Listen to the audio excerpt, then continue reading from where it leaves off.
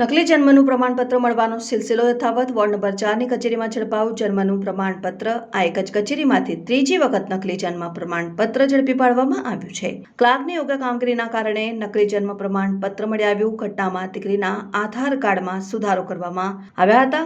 2200 રૂપિયા આપી દીકરીનું નકલી જન્મ પ્રમાણપત્ર કઢાવ્યું હોવાનું સામે આવ્યું છે અને માતાએ 3 મહિના પહેલા ખોડિયારનગર પાસે આવેલી એક દુકાનમાંથી નકલી જન્મનું પ્રમાણપત્ર કઢાવ્યું હતું. માતાનું નામ રેખા છે અને તેની દીકરી ભૂમિકા માટે જન્મનું પ્રમાણપત્ર કઢાવ્યું હતું.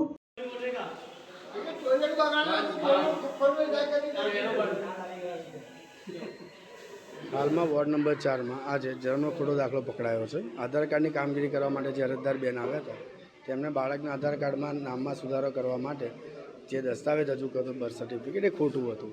પ્રાથમિક દ્રષ્ટિએ જોતાં ખ્યાલ આવી ગયો હતો કે ખોટું છે. એનું કારણ છે કે જે બર્થ સર્ટિફિકેટ હતું એ વડોદરા મ્યુનિસિપલ કોર્પોરેશનનું બનાવવામાં આવેલું હતું.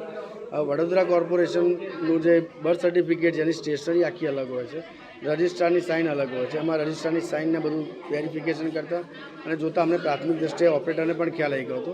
સેકન્ડ લેયરનું જે ચેકિંગ હતું એ મુજબ એમણે અમને વોટ્સઅપ કર્યું ગ્રુપમાં.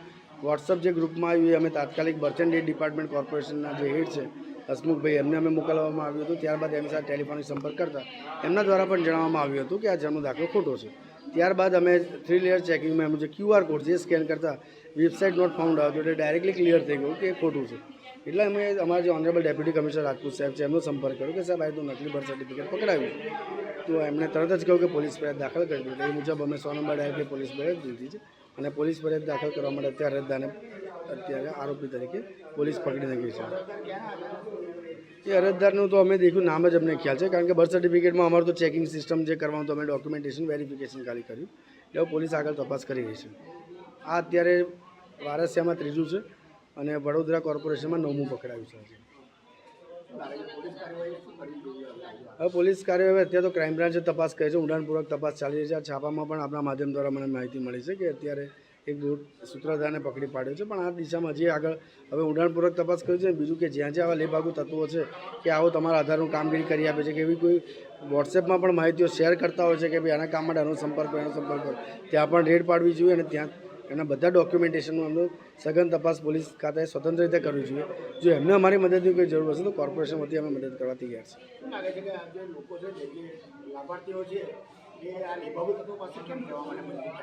જ્યાં લોભિયા હોય ત્યાં જુતારા ભૂખે ના મારે લાઇનમાં ઊભા રહેવું નથી. મારું કામ તરત થઈ જવું જોઈએ. હું શું કરવા જઉં? હું શું કરવા 2 ધક્કા ખાઉં? તો 2 ધક્કા બચાવવા માટે હું શું કરવા જઉં? એ જે લાલચ જે છે શોર્ટકટ શોધવાની જે વૃત્તિ છે એમાં આર્થિક રીતે પણ પાયમાલ થાય છે અને બીજું જે અરજદાર જે છે લાભાર્થી છે એ આરોપી તરીકે પછી પોલીસમાં દાખલ થવાનો વારો આવે છે. ગેરકાયદેસર સાયબર કેફે ચાલે છે, પોલીસ તંત્ર કોઈ કાર્યવાહી કરતું જ નથી. એ સાયબર કાફે ને બધું અમારા સત્તામંડળમાં આવતું નથી, કોર્પોરેશન સત્તામંડળમાં ના આવે. એટલે એના માટે તો પછી પોલીસ તંત્રને જ એક્શન લેવું પડશે. એની લાઇસન્સને બધું જે ચેક કરવાનું એ પોલીસ તંત્ર દ્વારા બધી કામગીરીને બધું એ કરવું જોઈએ. મારું નામ સમીક જોશી છે, assistant municipal commissioner south zone અને head of Aadhaar card department Vadodara municipal corporation.